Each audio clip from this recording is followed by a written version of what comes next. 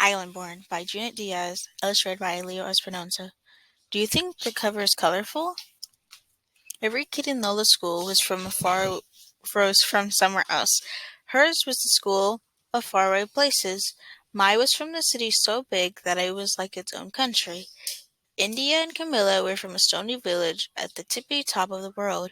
Mateo had lived in a desert so hot even the cactuses fainted. New was from a jungle famous of its tigers and poets. And Lola was from the island. So when her teacher, Miss Obi, told the class, please draw a picture of the country you're originally from, your first country, and bring it in tomorrow. Everyone got super excited. I'm going to put in pyramids, said Dahlia. I'll draw a canal this long, Franklin said. There should be a mongoose in mine, Nelson yelled. Nelson always yelled. Everyone was talking about their drawings, everyone but Lola. Lola, you see, loved to draw. But she had left the island when she was just a baby. She didn't remember any of it. Lola raised her hand. She hated raising her hand as much as she hated Nelson's yelling. Miss, what if you don't remember where you were from? What if you left before you could start remembering? No problema, Miss Obi said. There's there and are there people around that do remember? Like my whole neighborhood, Lola said, and they're always talking about the island. Well then, Miss Obi started, maybe, but Lola finished her sentence. I should talk to everyone who does remember. I should draw from their memories. That's a good plan, Lola, Miss Obi said with a smile. Lola started feeling better about the assignment, but when she saw other kids chatting excitedly about what they were going to draw, it made her sad. Everyone was remembering their first home. Even Nelson, who forgot everything. Nelson even forgot his last name once, for like an hour. Ooh, excuse me. Lola had always wanted to remember the island, but no matter how hard she tried, she never could. It was like a familiar word at the tip of your tongue. But instead of a word, this was an entire world. Lola closed her eyes and tried to recall anything about the island, but nothing came up. She kept trying through the school day to help her focus. She put her fingers on the side of her head like her abuela's sidekick did sometimes. Would you feel lost and confused if you didn't remember where you came from? Are you okay? Her cousin Lysithia asked as they walked home from school together. I have to draw a picture of the island, Lola explained. But I was just a baby when we left. Prima, you have to help me. I don't remember a lot either, except for the bats. They were as big as blankets, and they used to chase me after me at night. Blanket bats! Lola pulled out her notebook and began to sketch. Lola stopped at Miss Bernard, who always sold them crispy empanadas after school. Miss Bernard, what do you remember most about the island? Why, the music, of course. The whole country is like inside of a gura, like the inside of a drum. You mean like our neighborhood, Lola said? The neighborhood had always had so much music. It was like a radio with a dial broken off. On the island, there was even more music. There was music in the air, and everyone is always dancing, even in their sleep. People danced. Sleep dancing, she sketched. What kind of music do you listen to? Lysithia led Lola into the barber shop that her brother Jonathan owned. Lola has to do an assignment about the island. She needs to know what you remember most about it. Wepa, said Jonathan, laughing. The agua de coco. How wonderful it tastes when you drink it right from the coconuts. Mr. Rodriguez sat up in his chair. And the mangoes that are the size of your head and so sweet. They want to make you cry, Lola said. She loved mangoes. That's it exactly. How much color there is, said the woman waiting with her son. Colorful cars, colorful houses, flowers everywhere. Even the people are like a rainbow. Every shade ever made. Like us in here, Lola said. Even more color, Lola, the woman said. Awa, mango heads, rainbow people. Lola was trying to keep up. The island sounds so beautiful. Why did we ever leave? Well, it isn't all that beautiful,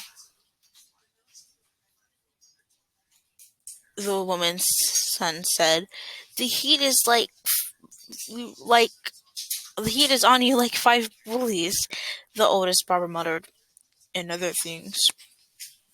Like what? Lola wanted to ask, but then the oldest barber had already turned away. In the lobby of their building, the cousins ran into Mr. Murr, the superintendent. Lysithea called out, "Hey, Mr. Murr, can you tell us what you remember most about the island?" "Nobody cares about that old stuff," Mr. Murr grumbled. "Just be glad that you live here." "Don't listen to him," Lysithea said. "Keep going and call me later if you need help, okay?" "I will," Lola said. When Lola got into the elevator, she put her hands on her temples, and closed her eyes. "Island!" she called, it was a cat. "Island!" But like a cat, the island didn't come. At home, Lola found her abuela in the kitchen trying to finish a puzzle. Abuela loved doing puzzles. "Abuela, I'm supposed to draw a picture of the island for school, but I don't remember it." "Why don't I remember it?" "Mija, you were just a baby when you left. But other kids remember. Just because you don't remember a place doesn't mean it's not in you." "Will you tell me what you remember most?" Lola asked. "Of course. What I remember most is the beaches." "Mija, our beaches are poetry. You know what when you hear your favorite poem? That's would how it is to be on our beaches. Fishes jump from the waves into your lap, and at sunset sometimes the dolphins will come up from the water and bow good night. And up from the north, where I'm from, there was even whales in the surf. Beach poetry, dolphins, surfing whales." Lola sketched as fast as she could. "Do you know animals that live in the ocean?" Lola's mother stuck her head in from the kitchen. "Mija, what I remember most is the hurricanes. The hurricane. Mija, what I remember most from the hurricane is the hurricane that hit right when you were born. Like the biggest, baggest woof of all, it huffed and it puffed and it blew thousands of houses into the sky." "Where were we?" Lola asked, her eyes wide open. "We were under the bed, is where we were," Abuela said. "That's right," her mother said. "You know what? You never cried once. You were such a brave girl." "I wish I could remember that," Lola sighed. "Well, it happened," her mother said. "You might not remember the island, but it remembers you. Have you ever been in a hurricane?" "You should talk to you should really talk to Mr. Murr," Bella suggested. "He knows more about the island than anybody." "We tried asking him," Lola said, "but he didn't want to help. Mr. Murr can be a little grouchy sometimes. Let me talk to Mrs. Murr. I bet she can help." Bella called downstairs and shouted at Mrs. Murr, who then shouted at Mr. Murr. The old people were always shouting at each other. That's how they talked. Maybe Nelson was an old person in trading. "Go on down," Abuela said. Mr. Murr said he would try and help. Lola was nervous, but that didn't stop her from knocking on the super's door. "Mrs. Murr," excuse me, "let her in. Look how big you've gotten, Lola. Mr. Murr's in his workshop. Go on in." Mr. Murr looked up from the contraption he was fixing. "Your grandma says you've been interviewing people about the island." Lola nodded nervously. "Yes, sir. It's for a class assignment." "What have they told you?" Lola flipped through her sketches. Blanket bats, more music than the air, fruit that makes you cry, beach poems, and a hurricane like a wolf." "I see," Mr. Murr said. "So no one told you about the monster?" Lola's eyes got wide. She shook her head no. "Even those who remember Even those who know don't always want to talk about him. Shimmer turned towards the own-worn map he had of the island. Our island has always been a beautiful place. It was like when I was young, and it is today, but even most beautiful places can attract monsters. A long time ago, long before you were born, that's exactly what happened. A monster fell upon our poor island. For once, Will's pencil didn't move. There was a monster on the island? Oh, what kind of monster do you think it is? Let's find out. Oh, I'm kind of scared. Okay, let's do it. Oh, this is kind of scary. It was the most dreadful monster anyone had seen. The whole island was terrified and no one could defeat it. It was just too strong. For 30 years, the monster did as it pleased. It destroyed an entire town with a single word and made families disappear by simply just looking at it. Lola's curly hair was uncurling with fear. Did you see the monster, Mr. Murr? Yes, all the time. Were you scared? We were all very scared. Lola's heart was pounding. So what happened next, Mr. Murr? What should happen to monsters?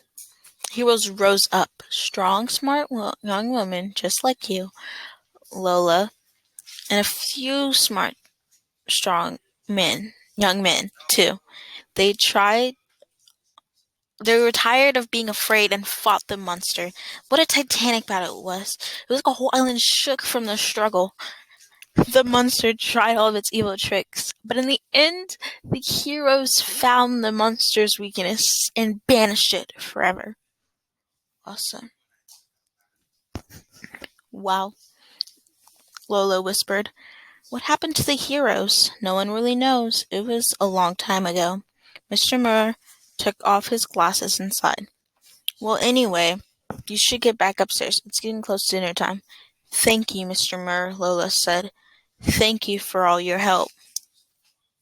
How'd it go? Lola's mother asked.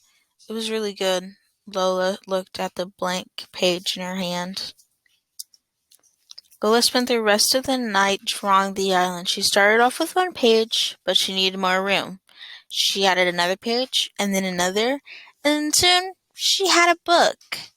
She worked through dinner, then she worked in bed, and while she was finishing last touches on the cover, when her abuela came in to check on her. Abuela picked up the drawing of the final batter and got really still. Abuela, did you know the monster? Of course, mija. Why do you think so many of us are here in the north? Lula put her arms around Abuela. You must have been so scared. Sometimes we were, her abuela whispered. But we are also brave. The next day it snowed. Lola put on her scarf, boots, and stuffed her assignment under her coat. Blessings, Mommy, blessings, Abuela. Blessings, mija, they both called out. Good luck. Mr. Murr was pushing garbage against the curb. Thank you, Mr. Murr, slayer of monsters. Good luck, Lola, daughter of heroes. In class, all the students were buzzing about their pictures. Nelson's mother had baked cookies for everyone. Oh, cupcakes for everyone. So it was like a little party. Miss Obie hung the drawings on the wall. Now our classroom has windows, she said. Anytime you want to look at one another's first home, all you have to do is look out the windows. Then Miss Obie reached Lola's desk. How'd it go, Lola? Were you able to remember anything? I tried really, really hard, but nothing came. And that made me feel bad. But then I realized that I don't need to feel bad, even because I've never set foot on the island. Doesn't matter. The island is me. Nelson shouted. That's so corny. It is not, Nelson. Be nice, Miss Obie said. She and the other students gathered around Lola's desk. Nelson made sure he got real close to see everything. Lola suddenly got nervous. Go ahead, show us, Lola. Okay, Lola said, taking deep breaths. And then she opened her book. Boom. Burst out the island. Ooh, it's so colorful. Do you know where you come from? What was the moral of the story? And, most importantly, do you like to draw?